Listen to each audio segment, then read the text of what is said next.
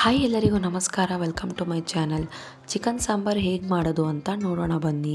ಮೊದಲಿಗೆ ಸ್ಟವ್ ಮೇಲೆ ಒಂದು ಬಾಣಲಿ ಇಟ್ಕೊಂಡು 4-5 ಸ್ಪೂನ್ ಎಣ್ಣೆ ಹಾಕಿ, ಇಲ್ಲಿ ನಾನು 3 ಮೀಡಿಯಮ್ ಸೈಜ್ ಈರುಳ್ಳಿ ತೊಗೊಂಡಿದ್ದೀನಿ. ಅದನ್ನ ಉದ್ದಕ್ಕೆ ಹೆಚ್ಕೊಂಡಿದ್ದೆ, ಅದನ್ನ ಹಾಕ್ತಾಯಿದ್ದೀನಿ. ಆಮೇಲೆ ಹಸಿಮೆಣ್ಸಿನ್ಕಾಯಿ ನಾನು ಒಂದು 8-9 ತೊಗೊಂಡಿದ್ದೀನಿ. ನೀವು ನಿಮ್ಮ ಮನೇಲಿರೋ ಹಸಿಮೆಣ್ಸಿನ್ಕಾಯಿ ಖಾರ ನೋಡ್ಕೊಂಡು ಅದ್ರ ಮೇಲೆ ಹಾಕಿ. ನಾನಿಲ್ಲಿ 8-9 ಹಸಿಮೆಣ್ಸಿನ್ಕಾಯಿ ಹಾಕಿ ಫ್ರೈ ಮಾಡ್ಕೊತಾ ಇದ್ದೀನಿ. ಹಾಗೆ ಚಕ್ಕೆ, ಲವಂಗ, ಅಜೈನು, ಜೀರಿಗೆ ಮತ್ತು ಕಡಲೆಪಪ್ಪನ್ನ ತೊಗೊಂಡಿದ್ದೆ, ಅದನ್ನು ಕೂಡ ಬಾಣಲಿಗೆ ಹಾಕಿ ಫ್ರೈ ಮಾಡ್ಕೊತಾ ಇದ್ದೀನಿ. ಅದಾದಮೇಲೆ ನಾನಿಲ್ಲಿ 2 ಮೀಡಿಯಮ್ ಸೈಜು ಟೊಮೆಟೊ ಕಟ್ ಮಾಡ್ಕೊಂಡಿದ್ದೀನಿ, ಅದನ್ನು ಕೂಡ ಬಾಣಲಿಗೆ ಹಾಕಿ ಫ್ರೈ ಮಾಡ್ಕೊತಾ ಇದ್ದೀನಿ. ಹಾಗೆಯೇ ಕೊತ್ತಂಬರಿ ಸೊಪ್ಪು ಒಂದು ಸ್ವಲ್ಪ ಮತ್ತು ಪುದೀನ ಸೊಪ್ಪು ಒಂದು ಸ್ವಲ್ಪ ತೊಳೆದು ಎತ್ತಿಟ್ಕೊಂಡಿದ್ದೆ, ಅದನ್ನು ಕೂಡ ಇದ್ರ ಜೊತೆಗೆ ಹಾಕಿ ಫ್ರೈ ಮಾಡ್ಕೋಬೇಕು. ಇದು ಒಂದು ಸ್ವಲ್ಪ ಚೆನ್ನಾಗಿ ಫ್ರೈ ಆದಮೇಲೆ ಗರಂ ಮಸಾಲ 1 ಸ್ಪೂನ್ ಹಾಕ್ತಾಯಿದ್ದೀನಿ. ಹಂಗೆ ಮೆಣಸಿನ ಪೌಡರ್ ಒಂದು ಅರ್ಧ ಸ್ಪೂನ್ ಹಾಕ್ತಾಯಿದ್ದೀನಿ. ನನ್ನ ಹತ್ರ ಮೆಣಸಿನ ಕಾಳು ಇರಲಿಲ್ಲ, ಆದ್ದರಿಂದ ನಾನು ಮೆಣಸಿನ ಪೌಡ್ರ್ ಹಾಕ್ತಾಯಿದ್ದೀನಿ.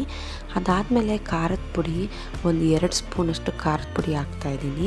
ಧನಿಯಾ ಪುಡಿ ಒಂದು 4-5 ಸ್ಪೂನ್ ಧನಿಯಾ ಪುಡಿ ಹಾಕಿದ್ದೀನಿ. ನೀವು ಒಂದು ಸಲ ಈ ಥರ ಚಿಕನ್ ಸಾಂಬಾರನ್ನ ಮನೇಲಿ ಟ್ರೈ ಮಾಡಿ ಹೇಗಿತ್ತು ಅಂತ ನನ್ನ ಕಮೆಂಟ್ ಬಾಕ್ಸಲ್ಲಿ ಕಮೆಂಟ್ ಮಾಡಿ. ಧನಿಯಾ ಪುಡಿ ಹಾಕಿದ್ಮೇಲೆ ಎಲ್ಲ ಚೆನ್ನಾಗಿ ಮಿಕ್ಸ್ ಮಾಡಿಕೊಂಡೆ. ಅದಾದಮೇಲೆ ನಾನಿಲ್ಲಿ ಆಚೆ ಹೊಡೆದು ಚಿಕನ್ ಮಸಾಲ 1 ಸ್ಪೂನಷ್ಟು ಹಾಕಿ ಮಿಕ್ಸ್ ಮಾಡಿಕೊಂಡು, ಅದಾದಮೇಲೆ ನಾನು ಶುಂಠಿ ಬೆಳ್ಳುಳ್ಳಿ ಪೇಸ್ಟ್ ಒಂದು 1 ಸ್ಪೂನಷ್ಟು ಹಾಕ್ತಾಯಿದ್ದೀನಿ. ಚೆನ್ನಾಗಿ ಫ್ರೈ ಮಾಡ್ಕೋಬೇಕು. ಚೆನ್ನಾಗಿ ಫ್ರೈ ಆದಮೇಲೆ ಒಂದು ಅರ್ಧ ಸ್ಪೂನಷ್ಟು ಅರಿಶಿನ ಹಾಕಿ ಮಿಕ್ಸ್ ಮಾಡ್ಕೊಳ್ಳಿ. ಅದಾದಮೇಲೆ ನಾನಿಲ್ಲಿ ನೀವು ಕೊಬ್ಬರಿಯಾರ ಯೂಸ್ ಮಾಡ್ಬೋದಿಲ್ಲ, ತೆಂಗಿನಕಾಯಾರ ಯೂಸ್ ಮಾಡ್ಬೋದು.